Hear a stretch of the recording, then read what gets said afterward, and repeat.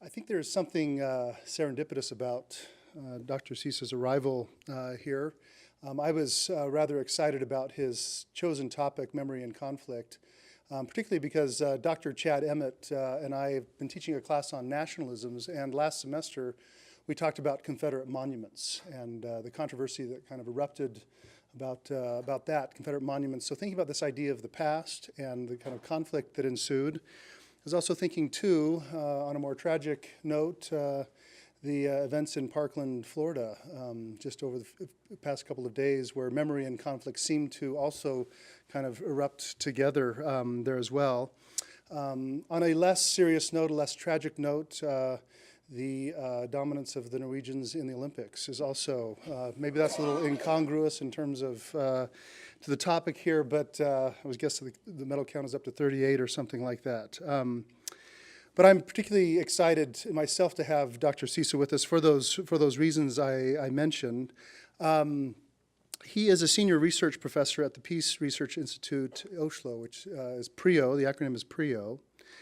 He's also a professor of peace and conflict studies at Bjørknes University College and chief editor of the Journal of Military Ethics. He has also previously been a Fulbright Fellow at Boston College and is on the Norwegian Research Council, was on the Norwegian Research Council Fellow at the University of Oslo. And he's also been a member of the Secretariat of the Norwegian Government Commission on Human Values. I'm going to list some publications here. Some of these titles I have translated from the Norwegian. They haven't been translated into English just yet, but I also want to point out the kind of Christian undertones and actually overtones that you'll hear in some of these titles. Dr. Syse also works very much in not just ethics, political philosophy, but also in religious studies, religious freedom, and values is also a research topic of his. In 2015, there was published a book, What We Say to Others, on thought, speech, and tolerance. Also from that same year, which I'm very interested to read myself, is a title that could be translated with devotion or with piety, perhaps, texts for courage, hope, and faith. And then also another book that I was able to kind of page through while I was in Norway a year ago, titled Something to Believe in, A Philosopher's Thoughts on Faith in Our Time. So I hope you'll also hear this kind of Christian, I'm sure there'll be more than just a subtext in the remarks he'll make to us today. He's also published various co-edited volumes, Religion, War, and Ethics, Sourcebook of Textual Traditions from Columbia University Press in 2014. That is in English. The Ethics of War, Classic and Contemporary Readings from 2011. And Ethics, Nationalism, and Just War, Medieval and Contemporary Perspectives. As I mentioned, the title of his lecture to us today is Memory and Conflict, How Can We Seek Reconciliation Rather Than Conflict Through Our Memories and History? So please welcome Dr. Syse.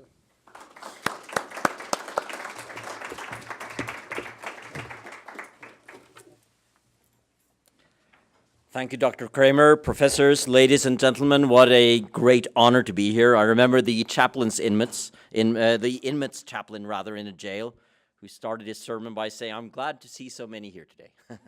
But I hope you are here more or less voluntarily. At least I am, and I am greatly, greatly honored to be here. I will be speaking for the next 33 minutes.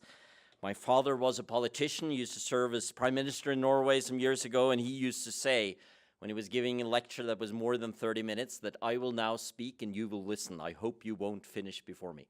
So we can see if we manage somehow to synchronize. It is a great pleasure to be here also as part of the Scandinavian Studies program. Thanks for the generosity in bringing me here. Also, it's one of those few places where my last name is pronounced rightly. Americans struggle with what is, so I end up with Henrik Syse, which is fine. I'm also very happy to be in Utah. I've been looking forward to this. Could, of course, be many reasons for that. A connection with the Winter Olympics, the fantastic Winter Olympics that were here in Salt Lake City. It could be that we Norwegians meet many missionaries in Norway who do great work there and for whom we have great respect.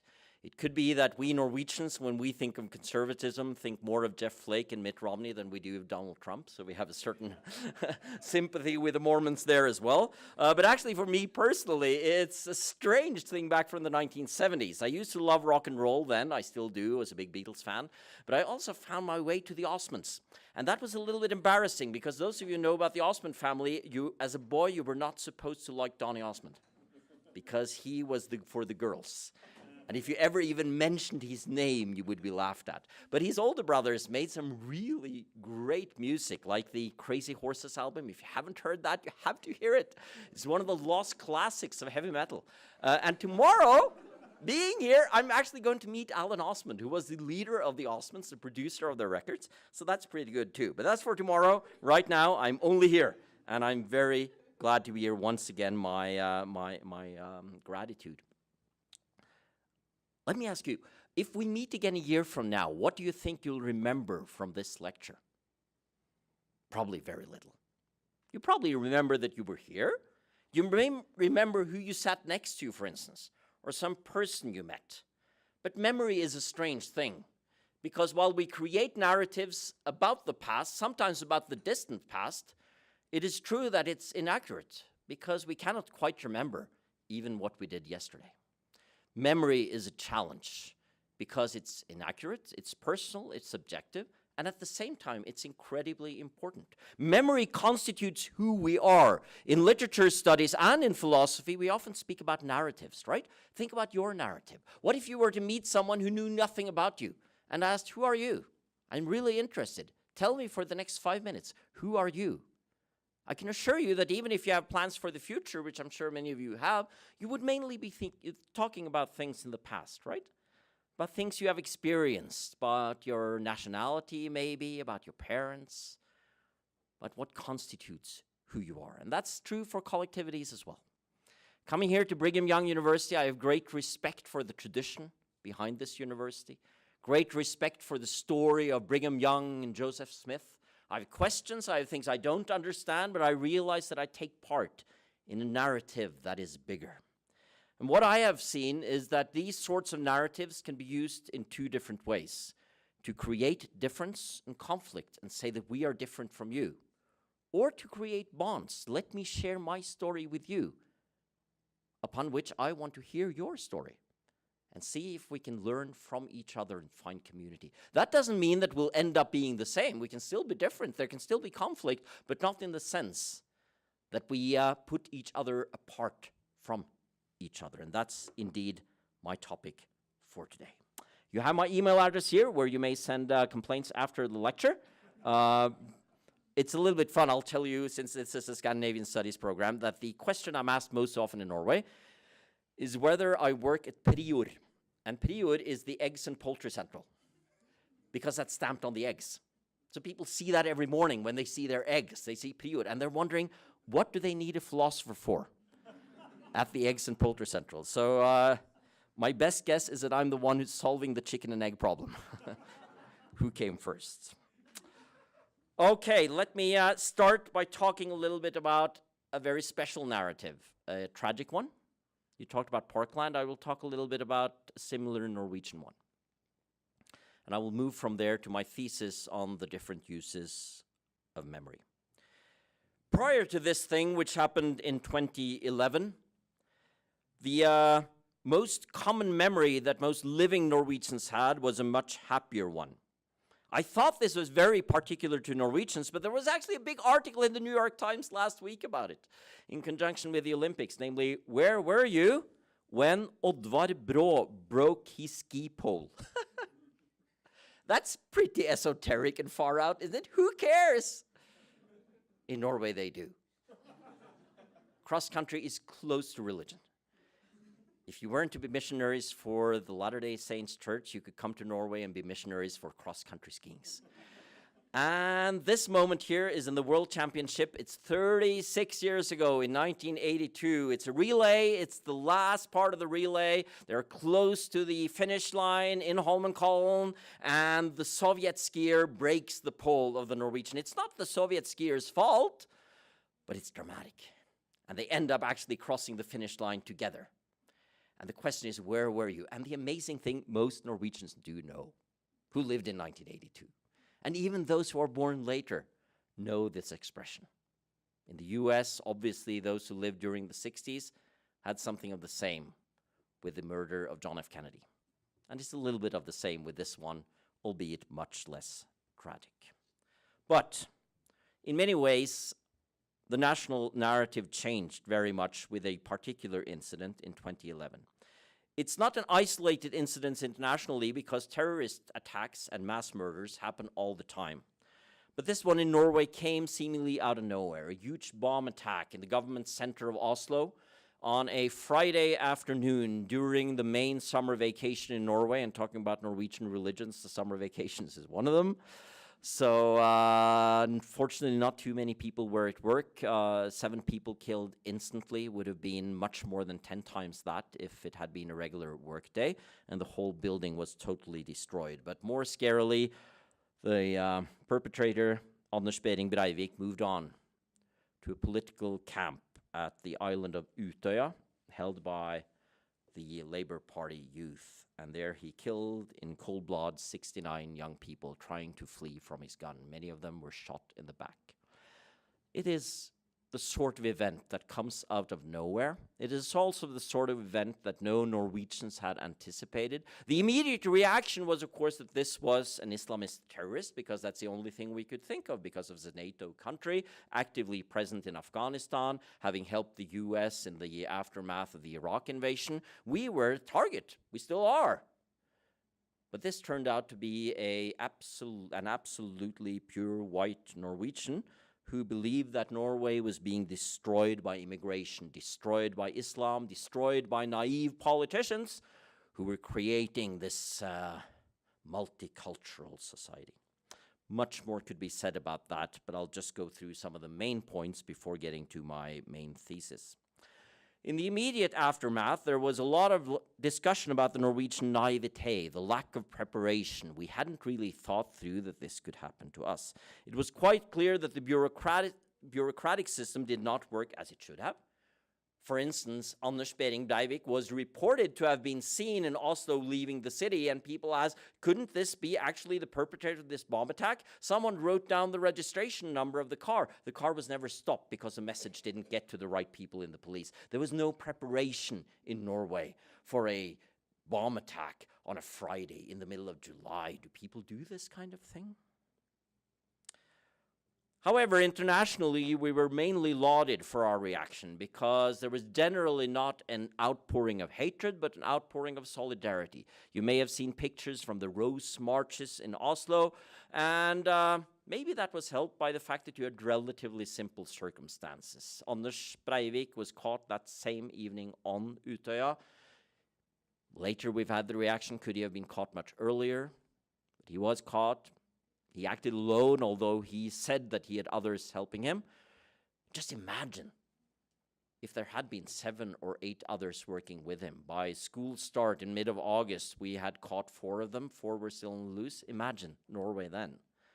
We would have been a country under siege. So those who say that Norwegians are so incredibly good at being full of solidarity and not being filled with too much drama, well, remember the circumstances were, after all, relatively simple. The immediate reaction is clearly visible in society. We still talk about that in Norway every year on the anniversary, but it fades in many ways over time. And some have even said that you have a sort of overcompensation. What do I mean by that? Well, many said that in the immediate aftermath of July 22nd, but also lasting long after that, we would remember that the danger can come from the inside. That terrorism is not necessarily something that comes from far away or that is foreign, but hatred can come from right the center of your own society. So therefore, we would be more attuned to that. We would be more aware of that. We would be more conscious of that. But we saw just 2 years later that the main right-wing party in Norway did a much better election than they had previously. I would note that it's not a far right-wing party. It's not at all like what you see in Austria or Holland. They are now part of a government coalition with the Conservatives, and they generally make sure that they don't have the sort of profile that we know from parties that are close to neo-Nazi in other countries. But having said that, the whole idea that this would make us a society more aware of the dangers that come from within, well, many would doubt that that is the case, and that we actually have a discourse in Norway now that is very critical of immigration to Norway, and very critical of multiculturalism. These are difficult topics too, and once again, a topic for a separate lecture. I have to come back next year, I think.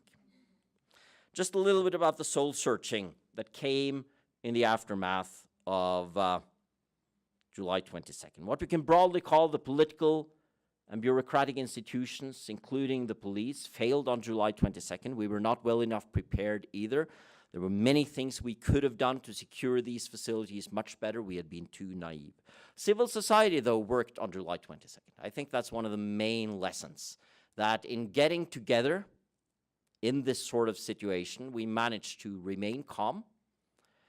I think you also see that such things as health services and religious institutions worked well. The church was incredibly important in what is overall a relatively secular society. Those of you who have been to Norway know that. There's an old joke about the definition of a paranoid person. Is someone sitting on the first row of a Norwegian church believing someone is behind him? No. It's not true. I'm a Sunday school teacher in our local Lutheran congregation. We're not as far as secular as they say, but generally it is your typical European country where people will be a member of the church. They will go to church for Christmas. They may go to church for Easter, but the rest of the year, it's more or less a set of beautiful buildings that we have, and they can be there for weddings and baptisms. But you saw on July 22nd the immense importance of the church. You can see something of the same both in Sweden, Denmark, Finland, Iceland, all the Scandinavian countries, that there is a sense of belonging to the church, and that came out and was part of civil society quite clearly. Questions about the perpetrator, questions about why wasn't this caught earlier, someone about whom one could have seen that these sorts of things could happen. Exactly the same questions that are asked in Florida within the FBI at this point. And I guess the questions we have to ask ourselves would be, is this just black swan? You know the expression black swan from the social sciences? That's the expression of something that can happen, but it's rare. When it happens, it's not as if it's a miracle. I mean, if the weather report says there's a 2% chance of rain tomorrow, and it does rain, it's not as if, wow, what a miracle. No, they did say it was a 2% chance. 2% is not much, but it happens. And that's a black swan.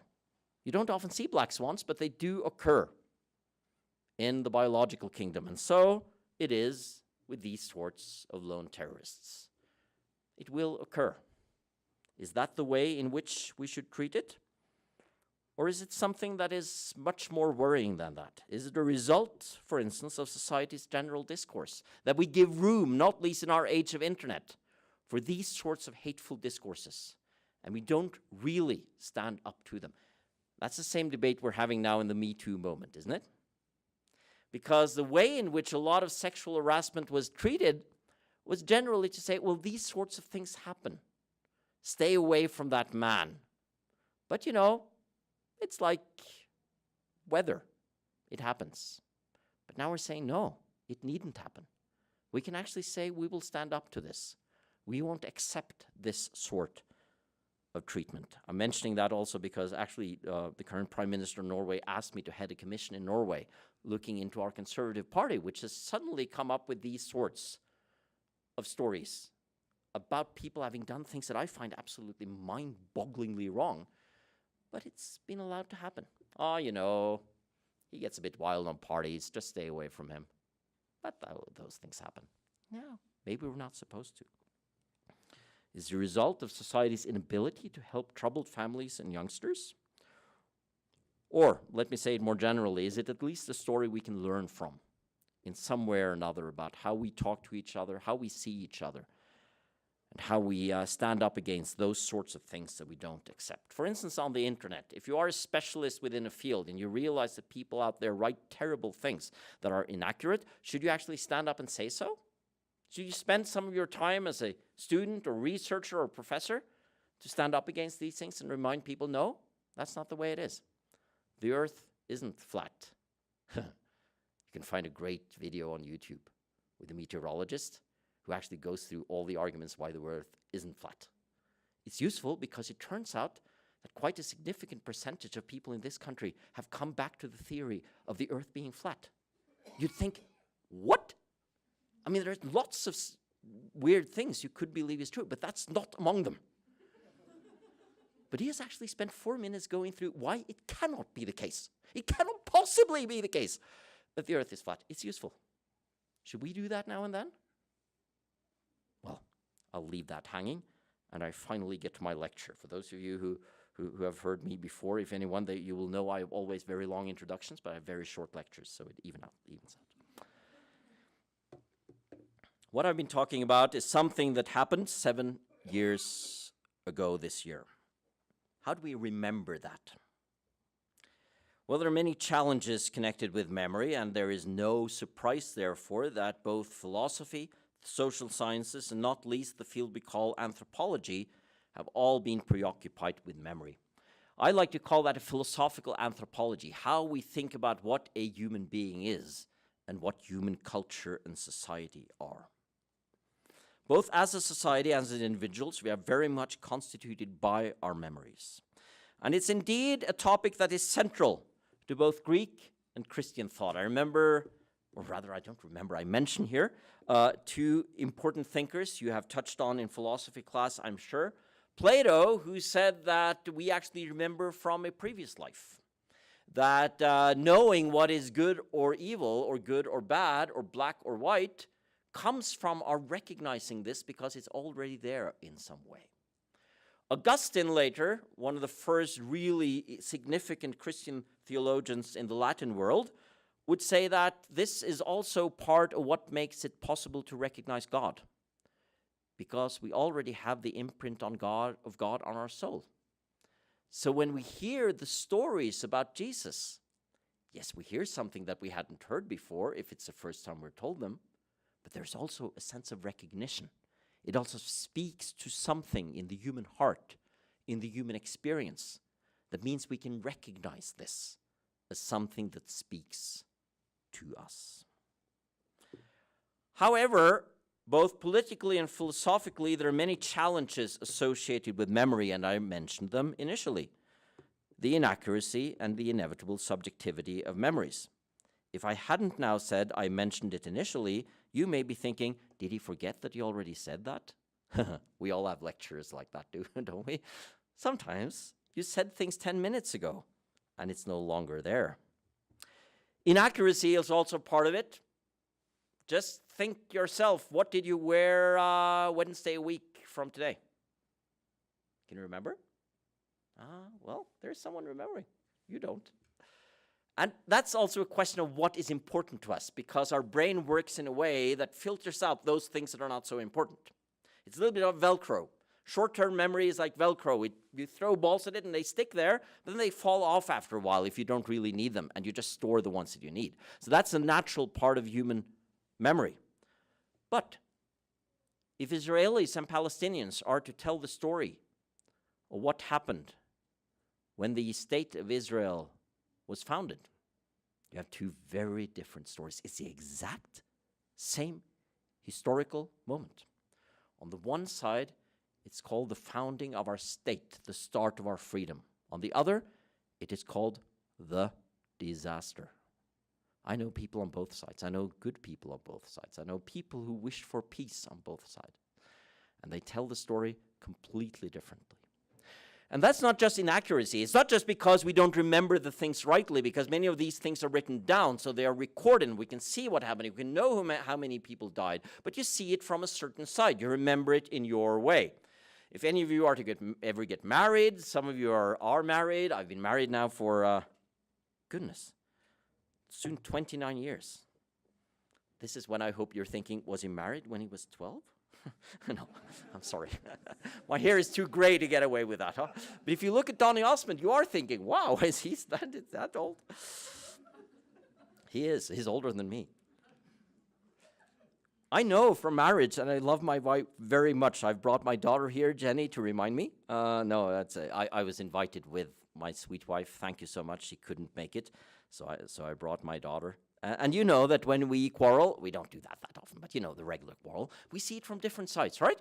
You take a certain stand, or you want to defend yourself, or you know the background. She doesn't. I know why I was late buying the groceries or forgot to buy them, because I had this full day at work. She didn't have my full day at work, so she just sees the fact that I forgot to buy the groceries I was supposed to buy. This is trivial, but it's still an important example of how we see things from our part, from our side.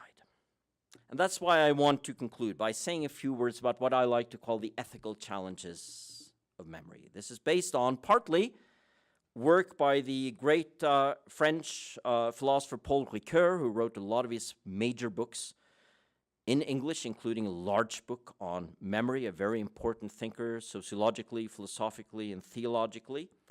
I've written a paper together with my good friend and colleague Asbjørn Bjørknes. Once again, I'm happy to be in a place where I don't have to translate what Asbjørn is. I can just say what it is. You know, that's the pronunciation. We say Asbjørn. Not Asbjørn, as Asbjørn, what is it? Asbjørn? Asbjørn, yes. And it's called Memory and Conflict, and I'll say a few words about what we say there, about what I think is an incredibly important topic, and one I hope several of you will come across many times, namely the ethics of memory. As I said, if we are to simplify things, we can talk about two main approaches.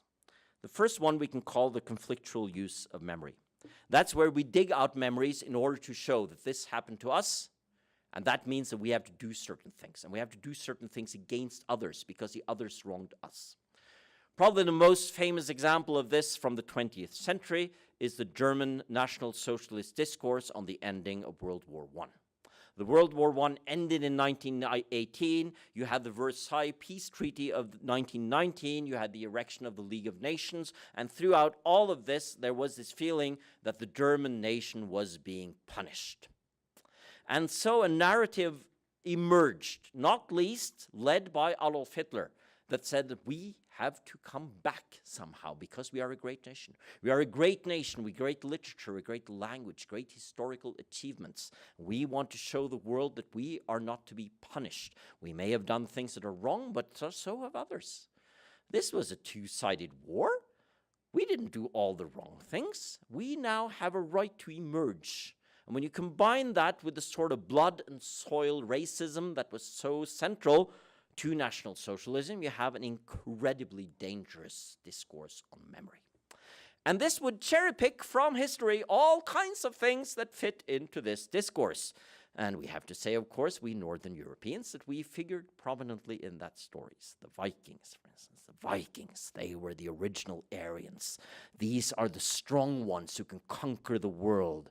These are the ones who are tall and blonde. I've fortunately gone blonder with age. We are the ones who are strong in the sense that we don't accept the weak ones. And you get this terrifying discourse, which after all managed to enthrall millions of people around Europe, and which led to the tragedy of World War II and the Holocaust. And we have to meditate on the Holocaust because it's only 7 decades ago, and it happened in the middle of white Europe. This was not dangerous Islamism coming in from the outside. This was purely from a European context. And alongside this emerged that other huge catastrophe, totalitarian communism. Together, they are responsible for the premature death of between, depending on how you count, 100 to 200 million people in the most terrible ways imaginable. And that was largely, I would say, constructed from what you can call a memory narrative. Memory narrative centered on difference, centered on showing that we remember history differently from you, and our version is right. We're not even interested in your version of it. I would like to suggest another way of thinking about memory, which is the healing use of memory. way to talk about our experience and urge others to take them seriously, but not in order to show that my suffering is worse than your suffering, but in order to point to our common humanity and our vulnerability. This is something that could happen to all of us. Ideally speaking, and of course there are many well-meaning people who are trying this could have been part of the Palestinian-Israeli discourse. To some people it is. Because I'm saying this as a strong friend of the cause of Israel, but they did, after all, land in the middle of a territory that for centuries had been populated by another people. And they did not have a long national history as Palestinians, but they had an identity as people who lived in this area and who owned this area. Hundreds of thousands, even millions, becoming refugees in their own country. It is not the Holocaust, but it's still a sort of experience that one would think that those who had experienced the Holocaust could be especially attuned to. How can we listen to each other's stories and remind ourselves that our common vulnerability as human beings is what can also bind us together and make us open to those stories? What I claim, together with Asbjørn Bjørknes in this article that we've written and some spin-off work we've done in connection with a project at PRIO which deals with the 22nd of July, is to say that this actually constitutes an important strand of Christian tradition. It's one that is not just modern or that is just something that has emerged as a reaction to the world wars, but it's actually a core part of some of the most important thinkers in the Christian tradition. I remember here, or rather, I say remember again, it must be the topic. I mentioned here one late ancient thinker whom I already mentioned, Bishop Augustine of Hippo, around the year 400. I mentioned the great author of the Divine Comedy, Dante Alighieri, of the 14th century. And I mentioned also a modern Christian thinker I think has been way undervalued for his contribution to a Christian anthropology and theory of memory, which is Henrik Vogelin, who was a German who fled from Austria, from National Socialism, and came to America and taught first at Harvard, then at Louisiana State University. What is it they say? Well, they say that memory makes it possible for us to get to the core of what it means to be a human being. There's a fantastic work of Augustine called De Trinitate, on the Trinity of God, where he also says that human beings are a trinity, and part of that trinity, alongside the will and reason, is memory. It's that part of us that makes us humble, because it makes us look back and realize that everything isn't happening now. I don't have full control. I'm part of a culture. I'm part of history. And I'm also part of other people's history. And it's through these memories that I can also understand the gospel about Jesus Christ, because it's something I partake in without myself being the author. Dante Alighieri wrote a fantastic little piece. If you are ever in love, you should read it. It's called Vita Nuova, the New Life. It's one of his youth works, the first really significant work that he wrote. Once again, my colleague and friend Asbjørn has done fabulous work on the Vita Nuova. And it's about his memory of Beatrice. You've heard about Beatrice or Beatrice, his great, great love who died away from him. He had never even spoken to her because they were so very valiant and courtly at the time. They wouldn't even, the traditional courtly love, you wouldn't even come close to the woman you loved. So we'd just seen her from afar. And then she dies. And the rest of his life, he's trying to understand the significance of Beatrice. And it's through the memory of her that he also is brought up to a higher level, that he understands the importance of beauty, of grace, of goodness. That memory helps him see God. So it's not a personal memory, although it is. It's his intensely personal memory of his love. If you ever loved someone and lost them, it's an intensely personal one. But through this one, he understands what other people are feeling, what it means to be a human being, how I am part of humankind. And Erik Vogelin, alongside Paul Ricoeur, whom I mentioned, very much sees this as an important part of the goal of Christianity today, to help us see how we can actually grasp the universality of the meaning of Jesus Christ, and thereby also learn from each other about the basic human experiences of transcendence. This is closely linked to the importance of truthfulness. That actually, in order to create peace, we shouldn't rearrange those memories. We shouldn't erase them.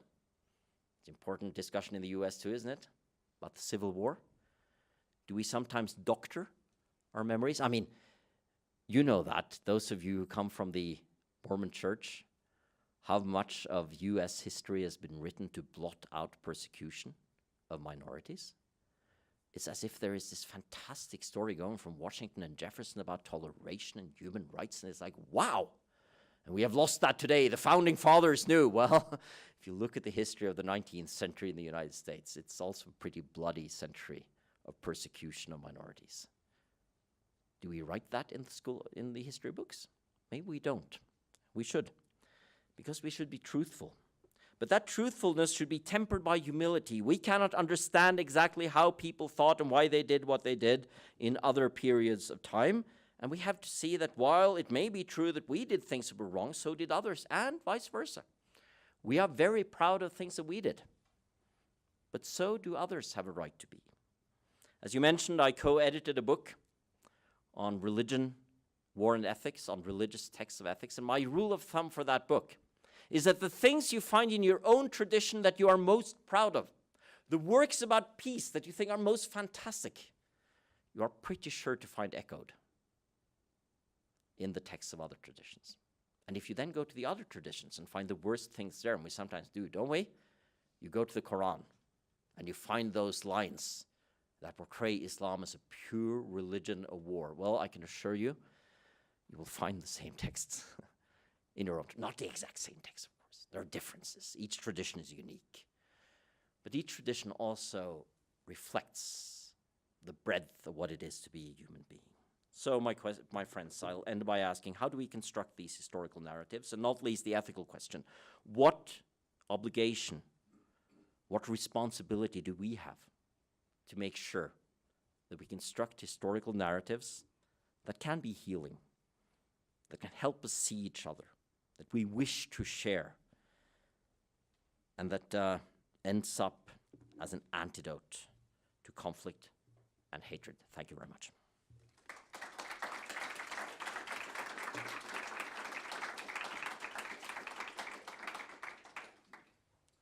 So we do have... I went 5 minutes over, so we have 10 minutes. I'm sorry. Please, if you have questions, please come to the front here, use the microphone, and ask those questions.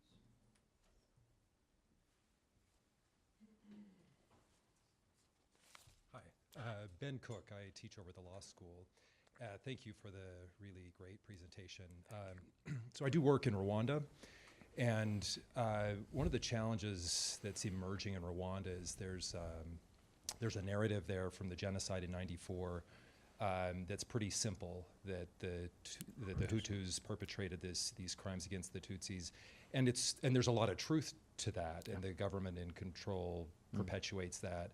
But increasingly you find voices emerging that suggest that that's not really all to the story. The government is suppressing a lot of those voices in the name of peace. And so I'm just kind of curious about your thoughts with, you talk about these two approaches, using it, I like those two approaches. I just wonder, to maybe one of your bullet points there about the importance of truthfulness. What do you do when, when we talk about constructing historical narratives? A narrative there is being constructed in the name of peace, but it's actually starting to seem counterproductive, and in fact, seems like it's in the long run might be leading to more conflict. So I'm just kind of curious some of your thoughts on that. I think it's a great question, well formulated, and an instance within modern history that really helps us see these conflicts. I would say that this is one of the classical dilemmas, which is true in everyday life too. You know the white lie? Do I tell that to someone in order to make them feel happier? Among many people, that's the most common reason why we tell a lie, and it's ethically laudable at times, and nonetheless ethically problematic for many reasons. And of course, in your instance, it's especially problematic because we're talking about such a landmark event. I would say that the most important antidote that we can learn about from history is A, that the government makes sure that we do have an open debate in our society about these things, that different voices are allowed to emerge, and we create the best possible arenas we can have for that. And that's hard to do in any perfect sort of way, but there are examples of that. I think Western Europe, in the wake of the Second World War, is a pretty good example. I was not part of the Nobel Committee then, but I think that the Nobel Committee's choice to give the Nobel Peace Prize to the European Union is a pretty good one, because that's such an arena. The first year I was on the committee, we gave the Nobel Peace Prize to a group of civil society actors in Tunisia for doing exactly that, in a very fraught situation with very hateful narratives, creating a sort of civil society space for sharing stories and looking at the way ahead across the differences in those stories. And I think that's the best that hopefully Rwanda can do, and I think educational institutions and people such as yourself play a very important role in trying to see how we can talk truthfully without creating more hatred and conflict. But sometimes it's a dilemma, it's a real one. That's a part of life. Thank you very much. Hi, my name is Dalton Bradford. I'm a Middle East Studies and Arabic major here. And so I'm fascinated with this topic because obviously going into the major I'm in, there's no shortage of conflict in the Middle East. Yeah. And it affects world politics. But I think there's no shortage of conflict here in our country right now as well. And the role of memory is really important. It's very common to have a debate on certain sensitive topics, and it'll be brought up, oh, but you have a liberal bias or you have a conservative bias, so it's irrelevant. No. Do you think that having, I mean, because obviously bias can come from personal experience and memory, do you think that it is that having a bias and having personal experience is removes from the truth, or do you think having a bias is actually essential to having, I guess, an open dialogue on conflict? It's a fantastic question. How much time do you have? I'll try to be brief. Once again, a great question. I am someone who learned very much during my studies from the Irish-British statesman and philosopher Edmund Burke. He wasn't really a philosopher, but in practice he was. Who was very preoccupied with this exact question, whether belonging to and being proud of what you're part of, is that something that makes war more likely, or do you actually need that in order to create peace? And his criticism of the French revolutionaries was, of course, they tried to start with the year zero, trying to cut off. We don't need all these stupid traditions and noblemen and the church and all these things. Just get away with it, start anew. And he said that is the recipe for disaster, because then you have nowhere to speak from. If you are to speak to the other, you must speak from somewhere. And that will most likely be from your identity, from your culture, from your memories, from what you believe. And that's a very useful starting point.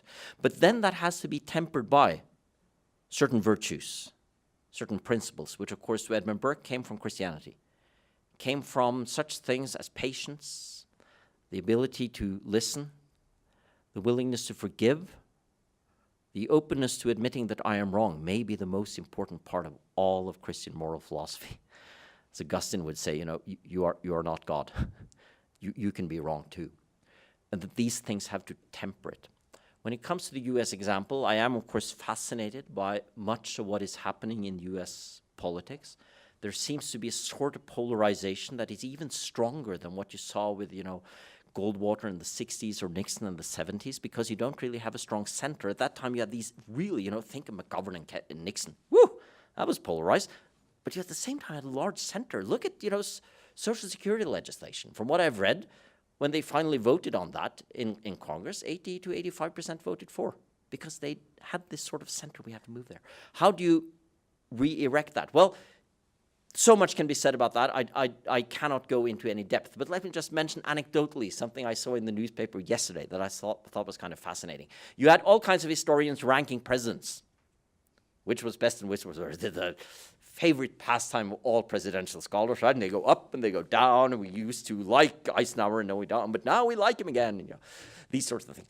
But among both Republicans and Democrats, because there were also historians identifying as belonging to one party or one registration or the other, Franklin D. Roosevelt came out surprisingly high. And I think that's interesting. Some years have gone by, so he's less, controversial now than he used to be. But for those of you who have read some history, you will know that FDR was pretty controversial in the 1930s. And he was someone who really very much destroyed what many conservatives at the time thought was a consensus. And of course, many conservatives blame him for the death of conservatism in the US for the next 50 years, more or less, because you had this FDR coalition. But at the same time, they say that he was one of the greatest presidents we've ever had. Many people from states that used to be within the Confederacy will say that Abraham Lincoln was one of the greatest presidents we ever had, or you ever had. I almost feel like an American. You ever had.